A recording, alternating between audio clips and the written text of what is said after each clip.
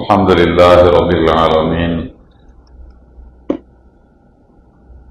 والعاقبة للمتقين والصلاة والسلام على سيد الأنبياء والمرسلين وعلى آله وصحبه أجمعين. أعوذ بالله من الشيطان الرجيم. لن تنالوا البر حتى تنفقوا مما تحبون وما تنفقوا من شيء فإن الله به عليم.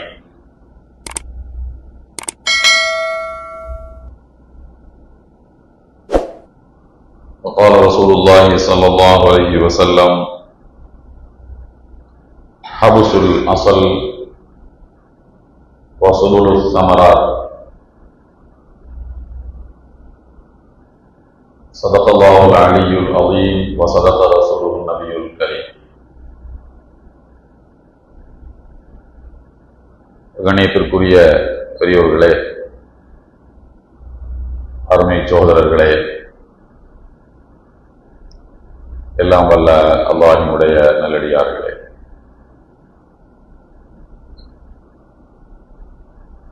அல்லாஹ் தஆலா மனித சமுதாயத்திற்கு வழங்கியிருக்கக்கூடிய இஸ்லாம் என்ற இந்த உன்னதமான மார்க்கம்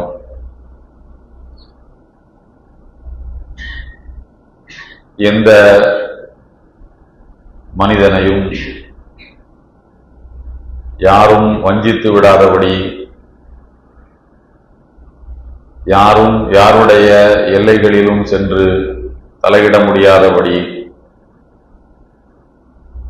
எல்லோருக்கும் எல்லா உரிமைகளும் கிடைக்கக்கூடிய வகையில் ஒரு நேர்த்திமிக்க அழகான மார்க்கமாக இந்த மார்க்கத்தை வழங்கியிருக்கின்றார். அப்படி அல்லாஹ் வழங்கிய இஸ்லாம் என்கின்ற இந்த மார்க்கம் மனித சமுதாயத்திற்கு ஒரு அருங்கொடையாக வந்த மார்க்கம். அல்லாஹ் சொல்வதை போல, மனிதர்களாகிய நீங்களெல்லாம் கொஞ்சம் விட்டிருந்தாலும் நரகத்திலே போய்தான் விழுந்திருப்பீர்கள். குந்தும் அலா ஷஃபா ஹுஃப்ரத்தின் மினன் நார், நரகத்தினுடைய விளிம்பிலே நீங்கள் நின்று கொண்டிருந்தீர்கள். கொஞ்சம் விட்டிருந்தாலும் நரகத்தினுடைய பாதாளத்துக்குள்ளே நீங்கள் எல்லாம் விழுந்திருப்பீர்கள். அல்லாஹ் உங்களை அந்த பெருங்குழியிலே, அந்த பாதாளத்திலே விழுந்து விடாமல் பாதுகாத்தான் என்று அல்லாஹ் சொல்லி காட்டுவதை போல, அழிவுக்கு முகம் காட்டி நின்று கொண்டிருந்த மனித சமுதாயத்தை முழுவதுமாக அழிவிலே இருந்து மீட்ட ஒரு அற்புதமான மார்க்கம் இஸ்லாம். இந்த இஸ்லாத்தினுடைய சட்டதிட்டங்கள் மூலம் பயன் பெற்றவர்கள், முன்னேறியவர்கள் முஸ்லிம்கள் மட்டுமல்ல, முஸ்லிம் அல்லாத சமுதாயத்து மக்களும்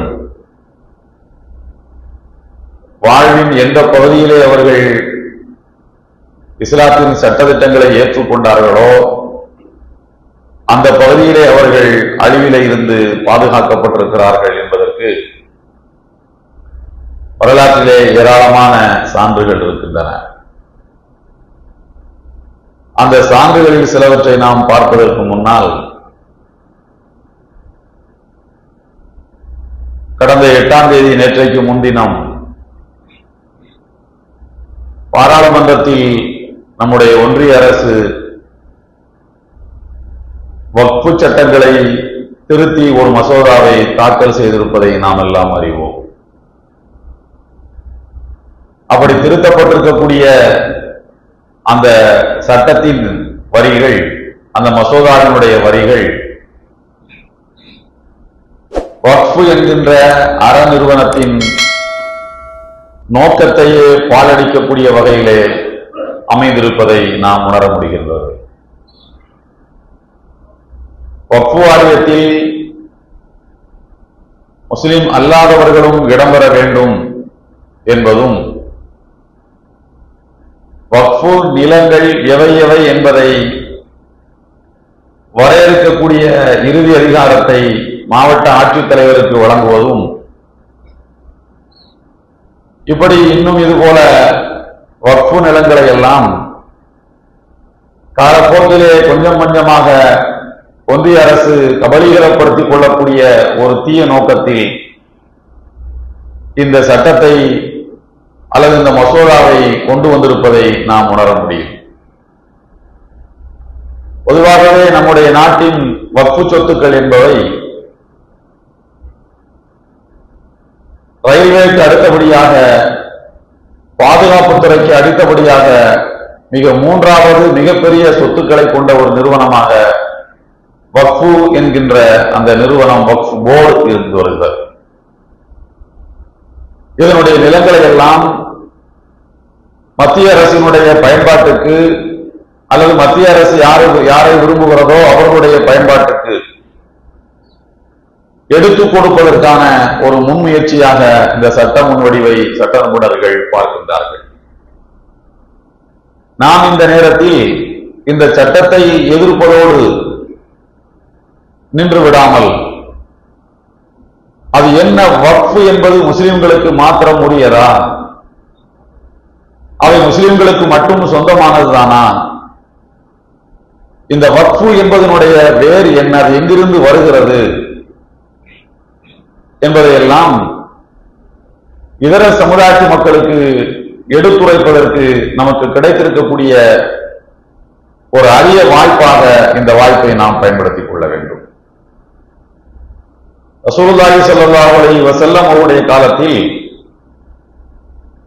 எல்லாம் வல்ல அல்லாஹ் தஆலா அவர்களுக்கு ஒரு வசனத்தை இறக்கி வைக்கின்றார். லன் தனாலுல் பிர்ர ஹத்தா துன்ஃபிகு மிம்மா துஹிப்பூன்.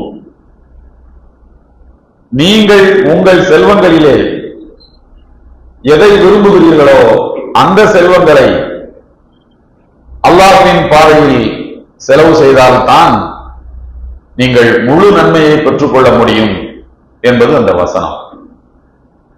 இந்த வசனம் இறங்கிய மாத்திரத்தில் சஹாபாக்களுக்கு மத்தியிலே ஒரு பரபரப்பு தொற்றிக் கொண்டது. நிறைய சொத்து வைத்திருந்த செல்வந்தர்களாக இருக்கக்கூடிய நபி தோழர்கள் தங்களுடைய சொத்துக்களிலே தங்களுக்கு எது மிகவும் பிடித்தமானதோ அதை அல்லாஹ்வின் பாதையிலே கொடுப்பதற்கு முன் வந்தார்கள். ஆனால் அல்லாஹ்வின் பாதையிலே கொடுப்பது என்றால் அப்படியே கண்ணில் தென்படுகிற ஏழைகளுக்கு அதை தூக்கி பங்கு வைத்து கொடுத்து விடுவது அல்ல என்பதை நபிகள் நாயகம் ஸல்லல்லாஹு அலைஹி வஸல்லம் அவர்கள் தெளிவுபடுத்துகிறார்கள். முதலாக வந்தவர்கள் அபூ தல்ஹா ரலியல்லாஹு தஆலா அவர்கள். அவர்களுக்கு இன்றைக்கு மஸ்ஜிது நபவி மிக விரிந்து பரந்த ஒரு பள்ளிவாசலாக இருப்பதை நாம் பார்க்கின்றோம். இன்றைக்கு எது மஸ்ஜிது நபவியோ அந்த பள்ளிவாசலுக்கு உள்ளேதான் அன்றைக்கு அந்த தோட்டம் இருந்தது. அன்றைக்கு தோட்டம் இருந்த இடம் பள்ளிவாசல் இல்லை. இன்றைக்கு பள்ளிவாசல் அகலப்படுத்தப்பட்டு இந்த தோட்டம் இருந்த இடம் பள்ளிவாசலுக்கு உள்ளே வந்துவிட்டது. நபிகள் நாயகம் ஸல்லல்லாஹு அலைஹி வஸல்லம் அவருடைய இல்லத்தில், அதாவது அன்னை ஆயிஷா ரலியல்லாஹு தஆலா அன்ஹாவுடைய இல்லத்திலே இருந்து வெளியே எப்படி எட்டி பார்த்தோம் என்று சொன்னால், வீட்டின் தலைவாசலில் இருந்து இப்படி எட்டி பார்த்தால் கண்ணுக்கு தெரியக்கூடிய இடத்தில் தான் அந்த தோட்டம் இருந்தது. அந்த தோட்டத்தினுடைய மரங்கள் வைக்கப்பட்டிருந்த அழகு, அந்த மரங்களுக்கு மத்தியிலே இருக்கக்கூடிய ஒரு கிணறு, ஒரு சின்ன கிணறு, இவைகளெல்லாம் நபிகள் நாயகம் ஸல்லல்லாஹு அலைஹி வஸல்லம் மிகவும் பிடித்திருந்தது. சற்று ஆஸ்வாசம் பெறுவதற்காக நபிகள் நாயகம் ஸல்லல்லாஹு அலைஹி வஸல்லம் அவர்கள் அப்படி மெல்ல நடந்து வந்து, நடக்கின்ற தூரம் தான், மெல்ல நடந்து வந்து இந்த தோட்டத்திலே சிறிது நேரம் இருப்பார்கள். அந்த கிணற்றிலே இருந்து கொஞ்சம் தண்ணீரை அள்ளி பருகுவார்கள். தங்களுக்கு வேலை வந்துவிட்டது என்று தோன்றினால் தங்களுடைய இல்லத்துக்கு திரும்பி விடுவார்கள், வேலைக்கு சென்று விடுவார்கள். இப்படி ரசூலுல்லாஹி ஸல்லல்லாஹு அலைஹி வஸல்லம் அவர்களுக்கு மிகவும் பிடித்தமான இடம் அந்த இடம். அவ்வளவு அழகுபட அங்கே மரங்கள் நட்டு வைக்கப்பட்டு பார்ப்பதற்கு ஒரு கண்குளிர்ச்சி தரக்கூடிய அமைப்பிலே அந்த தோட்டம் இருந்தது. அந்த தோட்டத்தின் உரிமையாளர் இந்த வசனம் இறங்கியதற்கு பிறகு அபூ தல்ஹா ரலியல்லாஹு அன்ஹு அவர்கள் ரசூலுல்லாஹி ஸல்லல்லாஹு அலைஹி வஸல்லம் வந்து சொன்னார்கள், அல்லாஹ்வுடைய திருத்தூதரே, என்னுடைய சொத்துக்களிலே எனக்கு மிகவும் பிடித்தமான சொத்து இந்த பீருஹா என்கிற அந்த தோட்டம் தான். அதிலே உள்ள தண்ணீர் அவ்வளவு சுவையானது, அதன் பழங்கள் அவ்வளவு இனிப்பானவை, அவைதான் எனக்கு பிடித்திருக்கிறது, அதை நான் அல்லாஹ்வுக்காக தர விரும்புகின்றேன் என்று சொன்னார்கள். அதை நீங்கள் எடுத்துக்கொள்ளுங்கள் என்று சொன்னார்கள். நபிகள் நாயகம் ஸல்லல்லாஹு அலைஹி வஸல்லம் அவர்கள் அப்போதுதான் ஒரு விதியை அவருக்கு சொல்லிக் கொடுக்கின்றார்கள். அந்த தோட்டத்தை நீங்களே வைத்துக் கொள்ளுங்கள், அல்லாஹ்வுக்காக ஒப்படைத்து விட்டீர்கள், இனிமேல் அது அல்லாஹ்வின் சொத்து. ஆனால் அந்த சொத்துக்களை நீங்கள் தான் பராமரிக்க வேண்டும், நீங்கள் தான் மேனேஜ் பண்ண வேண்டும், அதற்கு நீர் வாய்ச்சுவது நீங்கள் தான், விளைச்சலை பறிப்பது நீங்கள் தான், எல்லாமே நீங்கள் செய்ய வேண்டும், பலனை ஏழைகளுக்கு கொடுக்க வேண்டும். உழைப்பெல்லாம் உங்களுடையது, பலனெல்லாம் ஏழைகளுக்கு.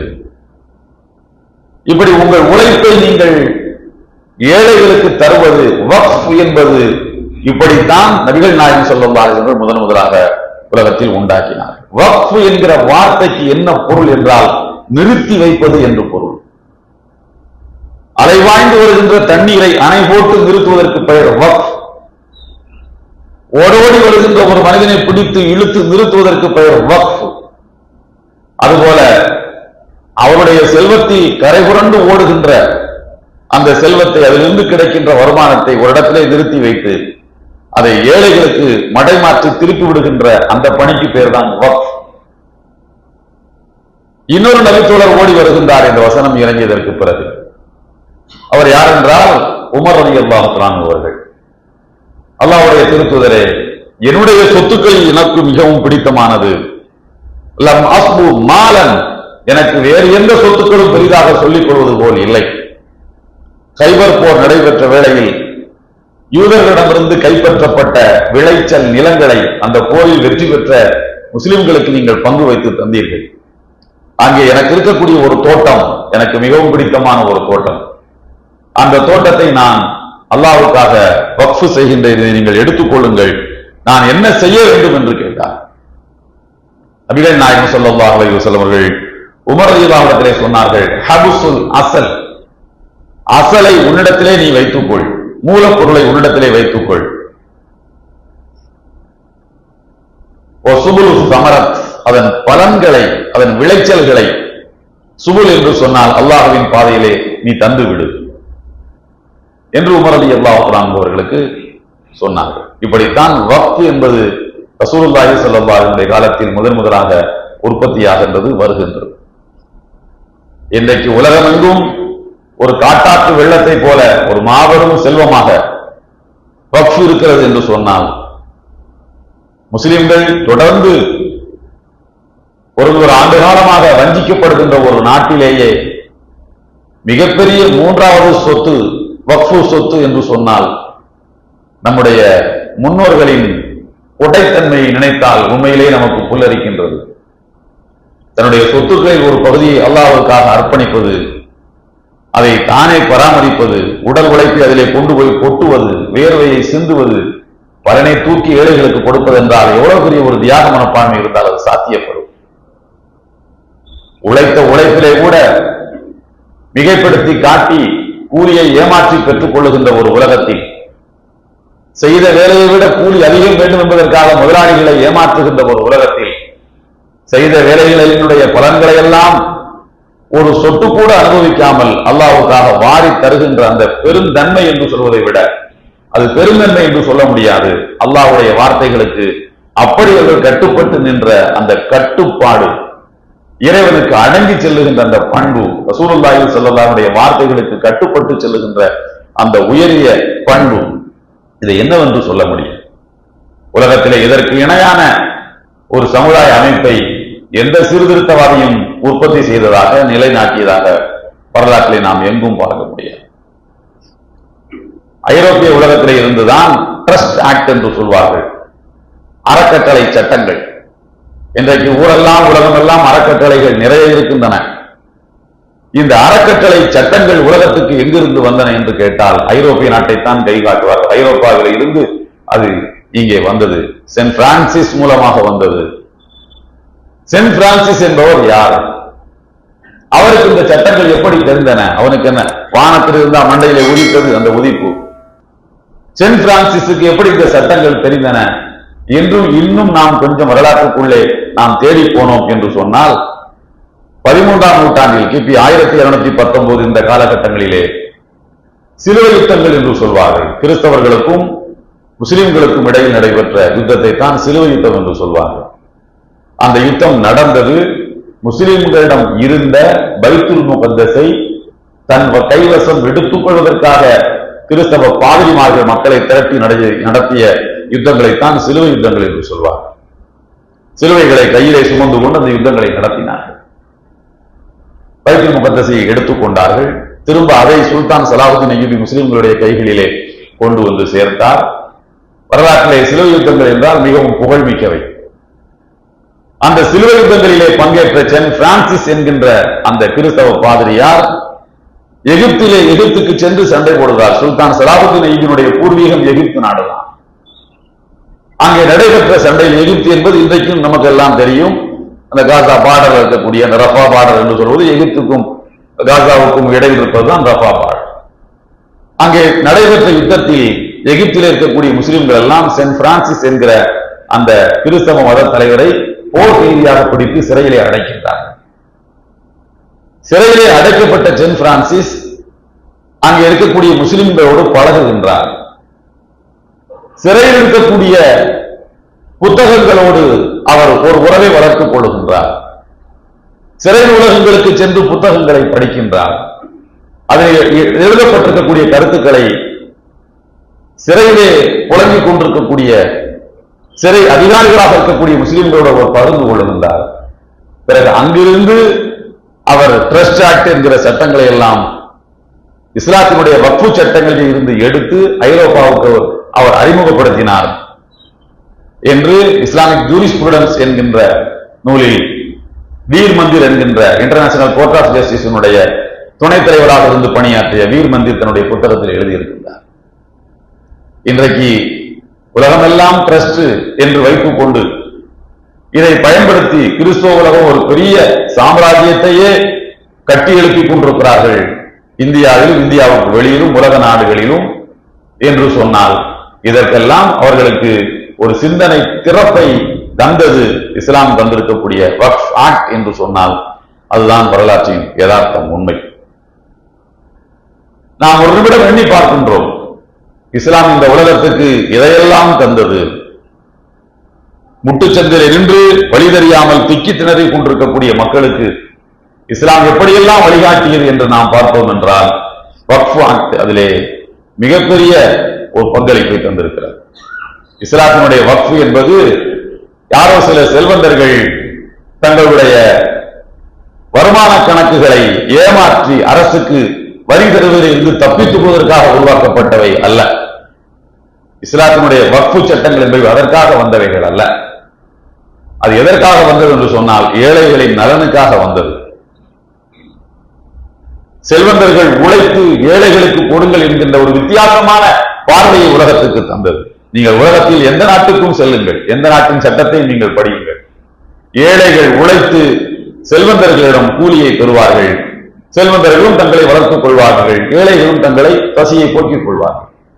ஆனால் தலைகீழான ஒரு புரட்சி, பொருளாதார புரட்சி, செல்வந்தர்கள் உழைக்க வேண்டும், பாடுபட வேண்டும், பலனை ஏழைகளுக்கு தர வேண்டும் என்பது எவ்வளவு பெரிய ஒரு அற்புதமான சிந்தனை.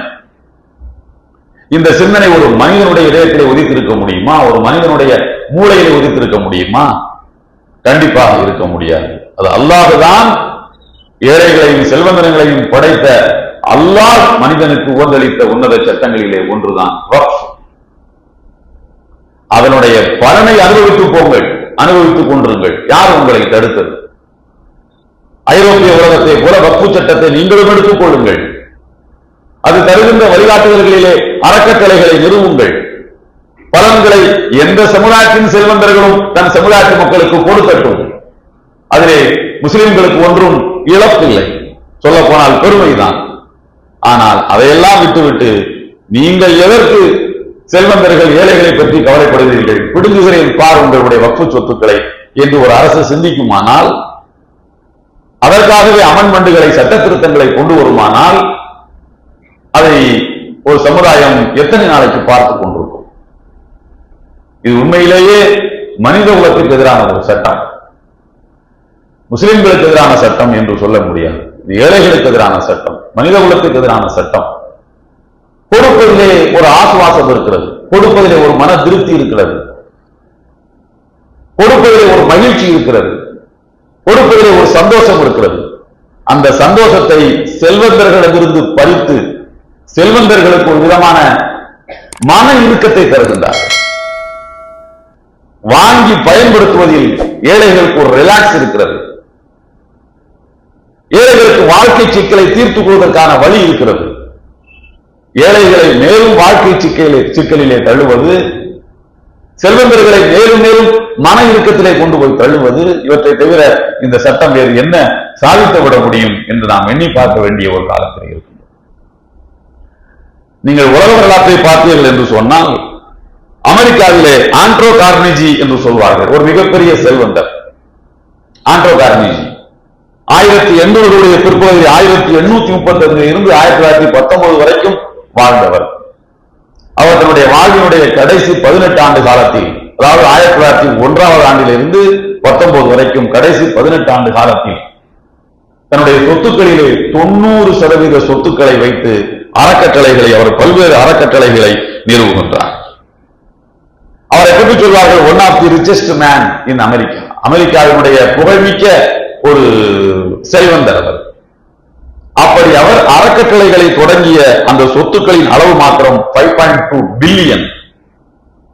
5.2 பில்லியன் அளவுக்கு தன் சொத்துக்களை வாரி கொடுத்து அறக்கட்டளைகளை நிறுவியவர் ஆண்ட்ரோ கார்னிஜி. 1919 20ஆம் நூற்றாண்டினுடைய தொடக்கத்தில், 20ஆம் நூற்றாண்டினுடைய தொடக்கத்தில் அறக்கட்டளைகளை நிறுவிய அந்த அமெரிக்கனுக்கு தான் அரபு மொழியில் சொல்வார்கள் அவ்வளவு முஅஸ்ஸிசுல் கைராத், அறக்கட்டளைகளின் தந்தை. அவர்தான் முதலிலே அறக்கட்டளைகளை நிறுவினார் என்று. ஆனால் இதிலிருந்து 13 நூற்றாண்டுகளுக்கு முன்னர், 1300 ஆண்டுகளுக்கு முன்னர் நபிகள் நாயகம் ஸல்லல்லாஹு அலைஹி வஸல்லம் சத்தம் இல்லாமல் மதீனாவிலே குட்டி குட்டி அறக்கட்டளைகளை வைத்திருந்தார்கள். உங்களுக்கு ஒன்று சொன்னால் ஆச்சரியமாக கூட இருக்கலாம். நான் படித்த அரபு கல்லூரி திருநெல்வேலி பேட்டையில், நான் படித்த அரபு, என்னை போல நூற்றுக்கணக்கான ஆளுங்கள் படித்த அரபு கல்லூரி. அங்கே மாணவர்களுக்கு நல்ல தண்ணீர் குடிப்பதற்கு, குளிர்ந்த நீர் குடிப்பதற்கு மண்பானையில் தான் அந்த குடி தண்ணீரை வைக்க வேண்டும் என்பதற்காக வேண்டி ஒருவர் தன்னுடைய வயல்வெளியை வக்ஃபு செய்திருக்கின்றார். என்னுடைய வயலில் இருந்து மண் எடுத்து அதிலிருந்து பானை தயாரித்து அந்த பானையை தான் மாணவர்களுக்கு தண்ணீர் ஊற்றி கொடுக்க வேண்டும் என்று. இன்னொருவர் அடுத்த நாள் வந்து என்னுடைய வயல்வெளியை நான் இது போல நல்ல தண்ணீர் பானைக்கு அர்ப்பணிக்கின்றேன் என்று சொல்லும் போது, இல்லை இல்லை ஒப்புக்கொள்ள முடியாது, அதற்கு ஏற்கனவே ஒருவர் தந்து விட்டார் என்று சொல்கின்றார்கள். அப்போ சொன்னாராம், அவர் பானைக்கு மட்டும்தானே வக்ஃபு செய்தார், அந்த பானைக்கு மூடிக்கு வக்ஃபு செய்திருக்க மாட்டார். பானைன்னு தான் எழுதியிருப்பாரு, மூடியை மறந்திருப்பார்ல, மூடி இருக்காது. என்னுடைய நிலத்தை, அந்த மண்பாண்டத்தை மூடிக்கொள்வதற்கு, மூடி தயாரிப்பதற்கு என்னுடைய நிலத்தை பயன்படுத்திக் கொள்ளுங்கள் என்று நிலத்தையே எழுதி வைத்து விட்டு போயிருக்கிறார். மாணவர்கள் எழுதுகோல் பேனா வாங்குவதற்கு என்னுடைய நிலத்திலிருந்து கிடைக்கின்ற வருமானத்தை வைத்துக் கொள்ளுங்கள் என்று ஒருவரும், அவர் மையை மறந்திருப்பார், எனவே என்னுடைய நிலத்திலிருந்து கிடைக்கின்ற வருமானத்தில் மாணவர்கள் எழுதுகோல் மை வாங்குவதற்கு பயன்படுத்திக் கொள்ள வேண்டும் என்று ஒருவர் வக்ஃபு செய்திருக்கின்றார்கள். நாம் கண்ணால் பார்த்த வக்ஃபுகள் இவைகள் எல்லாம். மாணவர்களுக்கு வாரந்தோறும் வெள்ளாட்டுக்கறி சமைத்து கொடுக்க வேண்டும், அதுதான் உடலுக்கு உகந்தது. ஒரு இடத்திலே உட்கார்ந்து பயிலுகிற மாணவர்களுக்கு உடல் சூடு ஒத்துக்கொள்ளாது. எனவே வெள்ளாட்டுக்கறி சுவை குறைவாக இருந்தாலும், சமைப்பதற்கு கொஞ்சம் சிரமமாக இருந்தாலும் உடலுக்கு குளிர்ச்சி தரும். எனவே என்னுடைய நிலத்திலிருந்து கிடைக்கின்ற வருமானத்தை மாணவர்களுக்கு வாரந்தோறும் வெள்ளாட்டுக்கறி சமைத்து போட வேண்டும் என்று ஒருவர் வக்ஃபு செய்திருக்கின்றார். இப்படியெல்லாம் ஆற்றிலிருந்து வரும் வெள்ளம் பாய்ந்து வருவதை போல முஸ்லிம்களுடைய இதயத்திலே இருந்து வக்ஃப் என்கிற அந்த உணர்வுகள் பாய்ந்து வந்த காலகட்டங்கள் உண்டு. இவற்றையெல்லாம் வாய் சுருட்டி நீ யாருக்கு கொடுக்க போகிறாய், இதெல்லாம் ஒரு சமுதாயம் பார்த்து கொண்டிருக்குமா? எத்தனை நாளைக்கு பார்த்து கொண்டிருக்கும்? இதையெல்லாம் நிர்வாகம் செய்வதற்கு கலிமா என்றால் என்னவென்று தெரியாத ஒருவனை வைத்துக் கொண்டு நாங்கள் நிர்வாகம் செய்வோம், நீங்கள் பார்த்துக் கொண்டிருக்க வேண்டும் என்று சொன்னால் இதை எப்படி ஏற்றுக்கொள்வது? வக்ஃப் என்றால் என்னவென்று யாருக்கு என்ன தெரியும்? முஸ்லிம்களை தேவை வக்ஃபினுடைய அந்த உணர்வை புரிந்து கொள்வதற்காக இந்த உலகத்தில் யாராவது இருக்கிறார்களா? கலிமா சொன்னவனுக்கு மட்டும்தான் அந்த உணர்வே தெரியும். தர்மம் என்றால் என்ன, ஜகாத் என்றால் என்ன, கைராத் என்றால் என்ன, சதகா என்றால் என்ன, இப்படி எல்லாம் தர்மங்கள் கொடுப்பதை வகை வகையாக பிரித்து பிரித்து பார்த்த ஒரு மார்க்கம் கட்டமைத்து வைத்துக் கொண்டிருக்கக்கூடிய இந்த மிகப்பெரிய சாம்ராஜ்யத்துக்குள் ஒரு ஓட்டையை போட்டு விடலாம் என்று நினைத்தால் அதை எப்படி ஏற்றுக்கொள்ள முடியும்? நல்ல வேளையாக எதிர்கட்சிகள் எல்லாம் திரண்டு இந்த மசோதாவை முழு மூச்சில் எதிர்த்திருக்கின்றார்கள். ஆனால் கடைசி மூச்சு வரைக்கும் இந்த பகாசுர பிடியில் இருந்து வக்ஃப் சொத்துக்களை பாதுகாக்க வேண்டிய கடமை முஸ்லிம் சமுதாயத்துக்கு உண்டு, அல்லது முஸ்லிம் சமுதாயத்தினுடைய வாக்குகளை பெற்றிருக்கக்கூடிய அரசியல் கட்சிகளுக்கு உண்டு. ஒரு காலகட்டத்தில் வக்ஃபுகள் எந்த அளவுக்கு நிறைந்து காணப்பட்டன என்பதற்கு நாம் வாழ்ந்து கொண்டிருக்கக்கூடிய காலத்திலேயே நிறைய வரலாற்று சான்றுகள் இருக்கின்றன. இன்னும் உங்களுக்கு வியப்பான ஒரு செய்தியாக இருக்கலாம். அந்த காலங்களிலே பள்ளிவாசல்களிலே யூரின் போய்விட்டால் சிறுநீர் கழிப்பதற்கு தனியாக எல்லா பள்ளிவாசலுக்கும் இருப்பதை போல இந்த சிறுநீர் கழிக்கக்கூடிய பகுதியிலே டேலா கட்டி என்று வைத்திருப்பார்கள். தண்ணீர் மாத்திரம் கொண்டு சுத்தப்படுவது கிராமங்களில் இன்னும் நடைமுறையில் இருக்கலாம் என்று நினைக்கின்றேன். டேலா கட்டி என்று சொன்னால் மண்ணை தோண்டி அதிலே சின்ன சின்ன கட்டிகள், மண் கட்டிகளை எடுத்து வெயிலிலே காய வைத்துக் கொண்டு போய் டப்பாலை வைத்து விடுவார்கள். சிறுநீர் கழித்த பிறகு அதில் லேசாக ஒட்டி கொண்டிருக்கக்கூடிய அந்த சிறுநீரை அந்த மண் கட்டியை வைத்து ஒத்தி எடுத்தால் அது உருகி இழுத்துக் கொள்ளும். அதன் பிறகு தண்ணீர் கொண்டு கழுவுவது. இது இரட்டை வகையான சுத்தம். இந்த இரட்டை சுத்தத்தை அல்லாஹ் விரும்புகிறான் என்று அருள்மறையாம் திருக்குர்ஆனிலே வசனங்கள் உண்டு. இன்னல்லாஹ யுஹிப்பு முத்தஹிரீன். இரட்டை சுத்தம் செய்பவர்களை அல்லாஹ் விரும்புகிறான் என்பதுதான் அந்த வசனத்தின் பின்னணியை கருத்தில் கொண்டு நாம் புரிந்து கொள்ளுகின்ற பொருள். இதற்காக வேண்டி தங்களுடைய வயல்வெளிகளை வக்ஃப் செய்தவர்கள் எல்லாம் உண்டு. என்னுடைய நிலத்தில் இருந்து மண் எடுத்துத்தான் நீங்கள் டேலா கட்டியை தயாரிக்க வேண்டும். அதை விட ஒரு பெரிய வியப்பு என்னவென்று சொன்னால், டேலா கட்டியை தண்ணீர் ஊற்றாமல் எப்படி தயாரிப்பார், அதற்கு என்னுடைய கிணற்று நீரை பயன்படுத்திக் கொள்ளும் என்று போட்டி போட்டு வக்ஃப் செய்திருக்கிறார்கள். நினைத்து பார்க்கவே நமக்கு புல்லரிக்கிறது. இப்படியெல்லாம் எப்படியெல்லாம் உட்கார்ந்து யோசித்திருந்தால் இப்படி ஒரு மனிதனால் வக்ஃப் செய்ய வேண்டும் என்று தோன்றும். நாளைக்கு மரணித்து விட்டால் என்ன செய்வது, இன்றைக்கே அதிலே பாதி நன்மைகளை எனக்கு கொடு என்று போட்டி போட்டுக் கொண்டு மறுமை நாளுக்காக நின்ற ஒரு சமுதாயம். அந்த சமுதாயம் கட்டி காத்து வந்திருக்கக்கூடிய சொத்துக்களை ஏதோ அரசு தன்னுடைய பகாசுர கைகளை நீட்டி சுருட்டி வாய்ப்புகளை போட்டுக் கொள்ளலாம் என்று நினைத்தால், அது அல்லாஹ்வின் சொத்துக்களை கை வைத்தால் என்ன நடக்கும்? அல்லாஹ்வின் சொத்துக்களை கை வைப்பவர்களுக்கு அல்லாஹ் தானே நேரடியாக களத்தில் இறங்கி தண்டனையை கொடுக்க முடியும். ஆனால் இதை பற்றி ஒரு பார்வை நமக்கு இருக்க வேண்டும். இதர சமுதாய மக்களுக்கு இதற்கான விளக்கங்களை நாம் சொல்ல வேண்டும். எங்கிருந்து இந்த வக்ஃபுகள் வருகின்றன, எப்படி இந்த சட்டங்கள் உலகத்துக்கு நடைமுறைக்கு வந்தது என்பதையெல்லாம் சொல்வதற்கான ஒரு நல்ல வாய்ப்பாக ஒன்றிய அரசு தந்திருக்கக்கூடிய இந்த வாய்ப்பை நாம் பயன்படுத்திக் கொண்டு மக்கள் மத்தியில் ஒரு நல்ல விழிப்புணர்வை ஏற்படுத்துவதற்கு நாம் முன்வர வேண்டும் என்பதுதான் இந்த சட்ட மசோதா தாக்கல் செய்யப்பட்டிருப்பதனுடைய பின்னணியிலே நாம் பெற்றுக்கொள்ள வேண்டிய பாடமாக, படிப்பனையாக இருக்கிறது. அன்புக்குரிய சோதரர்களே, அடுத்து இன்னொரு செய்தி. கடந்த வாரம் நம்முடைய பள்ளியிலும் தமிழ்நாடு முழுவதும் உள்ள எல்லா பள்ளிவாசல்களிலும் கேரளாவில் நிலச்சரிவால் பாதிக்கப்பட்ட வயநாடு முண்டக்கை இந்த பகுதியை சார்ந்த மக்களுடைய மறுவாழ்வுக்காக அவர்களுக்கு உதவிக்கரம் நீட்டுவதற்காக உங்களிடமிருந்து நிதிகள் பெறப்பட்டன. தமிழ்நாடு ஜமாத் உலமா சபையின்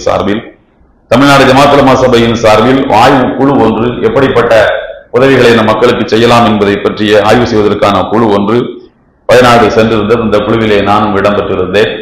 உடல்நலம் கருதி ரொம்ப நேரம் இருக்காம மற்ற அந்த குழுவை அனுப்பி வைத்துவிட்டு நாங்கள் வந்திருக்கின்றோம். அங்கே மிகப்பெரிய அளவிலே சேதமும் பாதிப்பும் ஏற்பட்டிருக்கிற இந்த குழுவை சார்ந்த உலமா பொதுமக்கள் நம்மோடு பகிர்ந்து கொண்டார்கள். ஏதாவது கொண்டு சொன்னால், மனதிலே நன்றாக உள்ளே பாய்ந்திருக்கக்கூடிய சொருகி இருக்கக்கூடிய அந்த உடல்களை எடுக்கின்ற போது பாதி உடல் தான் கிடைக்குது, மீதி பாதி எடுக்கவே முடியாமல் போயிடுது. சில பேருக்கு கைகள் கால்கள் இந்த மாதிரியான துண்டு துண்டாகத்தான் உடல்கள் கிடைக்கின்றன என்று சொல்கின்றார்கள். அங்கிருந்து தொடர்பு கொள்ளும் போது நாங்கள் வருகிறோம் என்று சொல்லும் போதே அவர்கள் எங்களுக்கு சொன்னது, ஒரு 200 அத்தர் பாட்டில் நீங்கள் வாங்கி கொண்டு வாருங்கள். சும்மா 50 மில்லி 30 மில்லி இது மாதிரி சின்ன சின்ன பாட்டில்கள்ல ஒரு 200 அத்தர் பாட்டில் வாங்கி கொண்டு வாருங்கள் என்று. எதற்காக என்று கேட்டபோது, எங்கு பார்த்தாலும் ஒரு துர்நாற்றமாக இருக்கிறது, எங்களால் உள்ளே நுழையவே முடியவில்லை. அது பெரிய பாட்டிலா இருந்தா சரி வராது. ஒரு ஆளுக்கு 5 பாட்டில் 10 பாட்டில் 50 பாட்டில் கொடுத்தனா அங்க கொட்டி கையில வச்சு கர்ச்சிப்பில தடவி கொண்டு முகத்திலே கட்டி கொண்டு களப்பணிகளுக்கு இறங்குவதற்கு வசதியாக இருக்கும் என்று சொன்னதன் அடிப்படையில் 200 பாட்டில்களை வாங்கி நம்முடைய உலமாக்கள் குழு அங்கே சென்றிருந்தது. பாதிக்கப்பட்ட மக்களை பார்த்திருக்கின்றார்கள். முகாம்களிலே பலரும் தங்க வைக்கப்பட்டிருக்கின்றார்கள். ஒரு சிறிய சோகமான செய்தி என்னவென்று சொன்னால், சாதாரணமாக நாமெல்லாம் நம்முடைய வீடுகளுக்குள் தொலைந்து போன பொருளை தேடுவோம். இந்த பொருளை எங்க வச்சோம் தெரியல, அந்த பொருளை எங்க வச்சோம் தெரியல. அந்த மக்கள் வீடுகளையே தேடுகிறார்கள். என் வீடு எங்க இருக்கு, என் வீடு என்ன ஆச்சு என்று. கிட்டத்தட்ட அங்கு சென்று ஏற்கனவே சென்றிருந்த சகோதரர்களுக்கு தெரியும், 1/2 கிலோமீட்டர்ல ஒரு பள்ளிவாசல் இருக்கும். அவ்வளவு அடர்த்தியாக முஸ்லிம்கள் வாழக்கூடிய ஒரு பகுதி. நீங்க வாகனத்துல கார்ல போனீங்கன்னா இப்படி திரும்பி பார்த்தா ஒரு மணரா தெரியும், இப்படி பாத்தீங்கன்னா ஒரு மணரா தெரியும். 2 வாரத்தை பக்கத்தில் உள்ளவர்கிட்ட பேச்சு கொடுத்துட்டு திரும்ப இந்த பக்கம் பாத்தீங்கன்னா இன்னொரு மணரா தெரியும். அப்படி அடர்த்தியாக முஸ்லிம்கள் வாழ்ந்த ஒரு பகுதி. முஸ்லிம்கள் மட்டுமல்ல, மனிதர்கள் வாழ்ந்த பகுதி. பாதிக்கப்பட்டவர்கள் யாராக இருந்தாலும் அல்லாஹ்வுடைய அடிமைகள் தானே. எல்லா மக்களுக்கும் உதவிக்கரங்கள் நீட்ட வேண்டிய தேவை கட்டாயம் நமக்கு இருக்கின்றது. அதன் மூலமாக அல்லாஹ் தஆலா நம்முடைய வாழ்விலும் வெளிச்சங்களை தருவான். அந்த பணிகள் தொடங்கிவிட்டன என்பதை ஜமாத்துல் உலமா சபையின் சார்பில் சமுதாயத்துக்கு தெரிவித்துக் கொண்டு நிறைவு செய்கின்றேன். வாஹிரு தாவானா அல்ஹம்துலில்லாஹி ரப்பில் ஆலமீன். அஸ்ஸலாமு அலைக்கும் வரஹ்மத்துல்லாஹி வபரகாத்துஹு.